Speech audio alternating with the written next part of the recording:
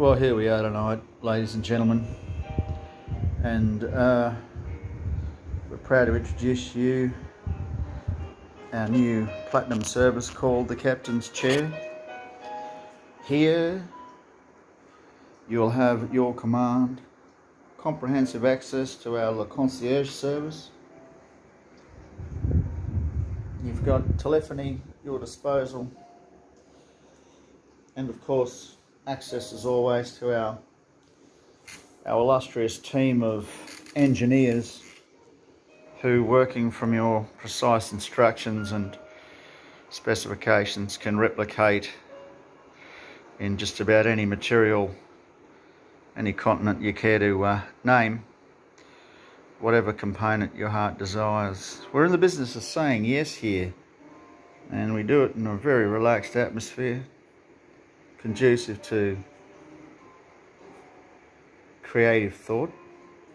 An integral part of the design process is to make sure that all the minutiae is taken care of, and that the practicality of a good idea doesn't get in the way of that, and in some ways stifle the creative genius that is the brainstorming process of the left or right mind. So here we've got a task to create a design, and then from that design I think that's a dependency to create a list of parts, and I think the third box there that needs to be ticked, it's a task for each part in the list according to the design. Get 3 quotes, develop a shopping list, and then keep going for each part in the list that's been derived from the design. Oh, okay.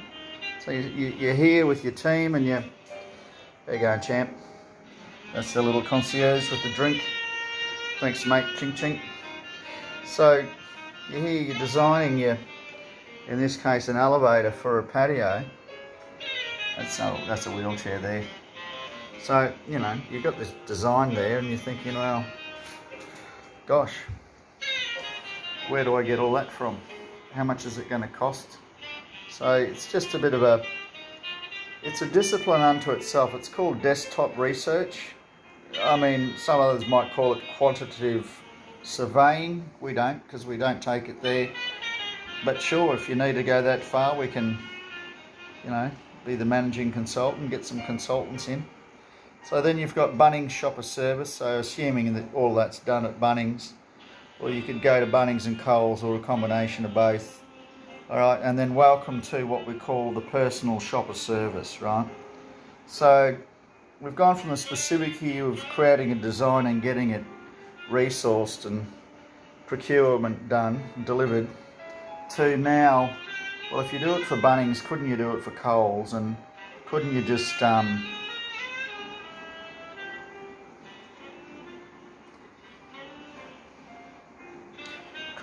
do a service for people that require, you know, they might not be that mobile? Yeah, sure. We'll have to develop some training video.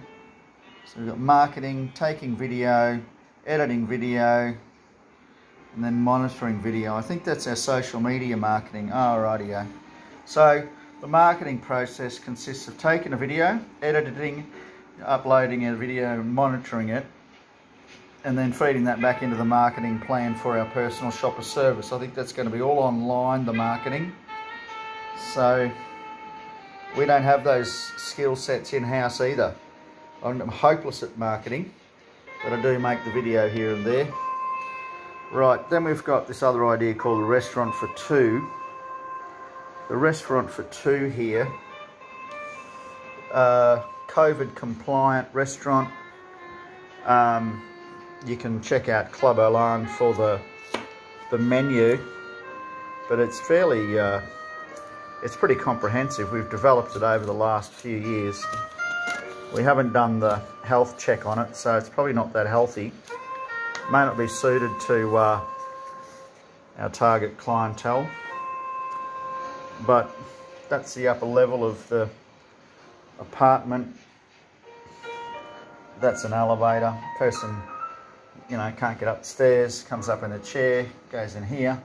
We knock out the front door, and basically what you're seeing is an easel setup with, you know, you come in and this chair here, it's an oversized chair, so if you imagine that on wheels, so I've got a dolly downstairs to put as a mock-up, or use this with skateboard wheels on it that are over here behind that.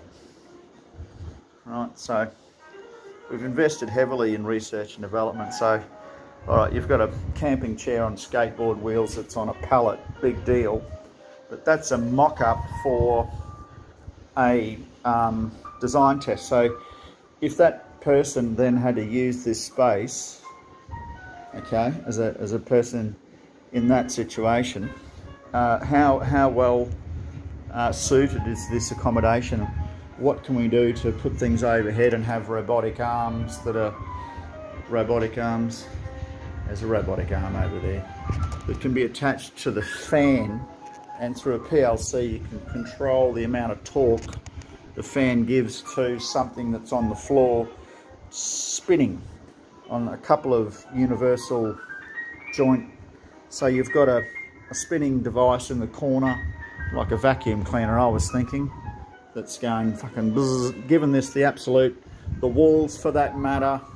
Then we've got the sanding machine, the mopping machine, the gurney, rightio. So we can develop with this very simple analog here, this physical thing, we can replicate that. And what we can do then is use this here as a device to program a smarter device.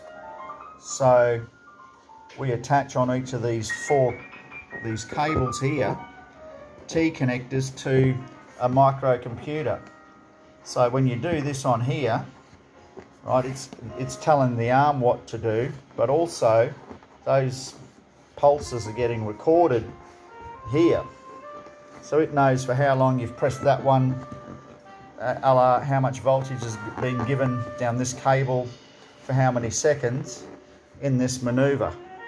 And then you hit the stop button when you've made it do this one, whatever you want the hand to do. Sweep the floor, do the gurney, boo the mop, paint the fence, whatever you want it to make stitches in people. Right, I saw one the other day doing this. I was doing these ones. It was a complicated stitch. You program it so you do the job with these ones the first time, and then when you're happy with what you've done, stop like a macro recorder, and then you can take that away, and then whatever you did there is already there, and you can say, well, do this 4 times or until this sensor says this, and then switch that off. Anyway, so robot school, I love it. Free education here. Other things we're working on.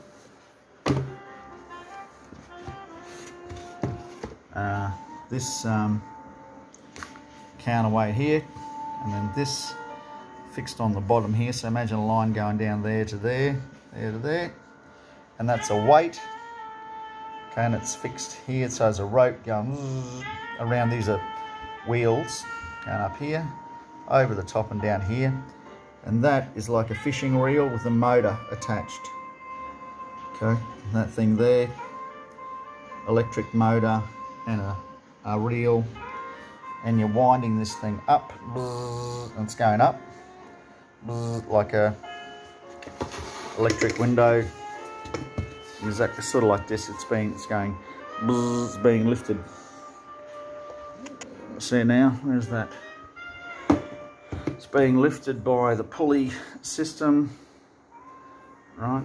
So through there, we're going to put a pulley, okay, and it's just going to go, okay, and then this is going to be, imagine that as the television screen, like these two things here.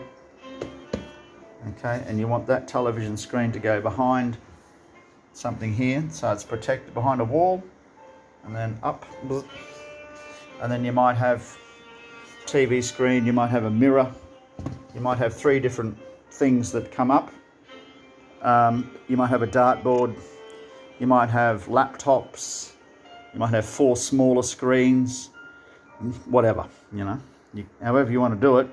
But each has got a separate window, separate little 4, and they go blah, and they come up. This one, blah, 4 screens. I thought that was pretty cool.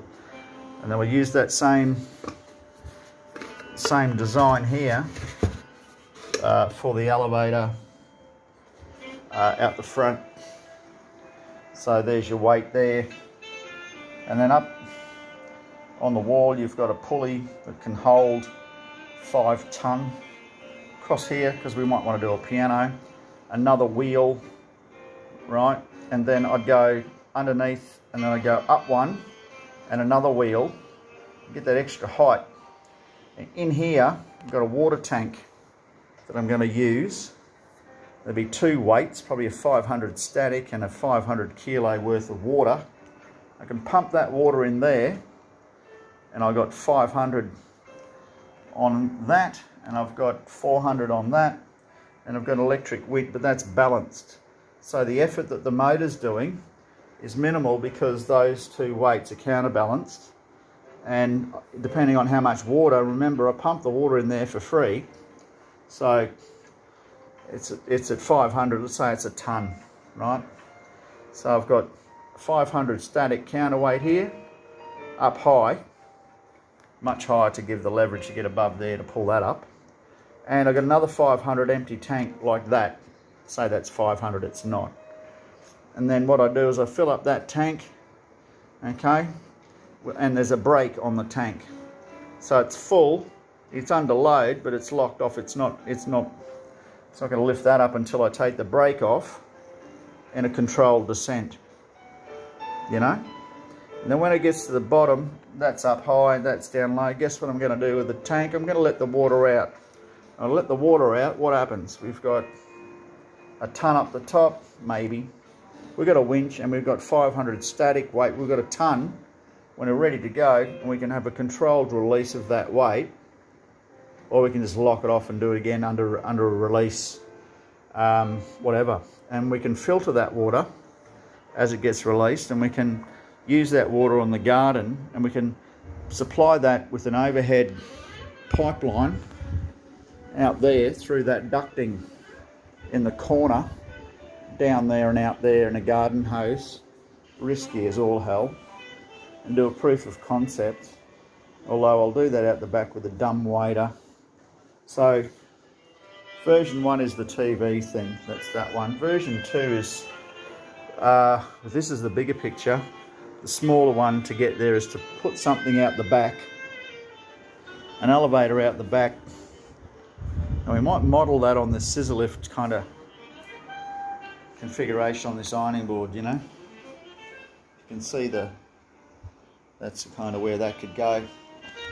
2 of those on top of one another. You get a track system underneath.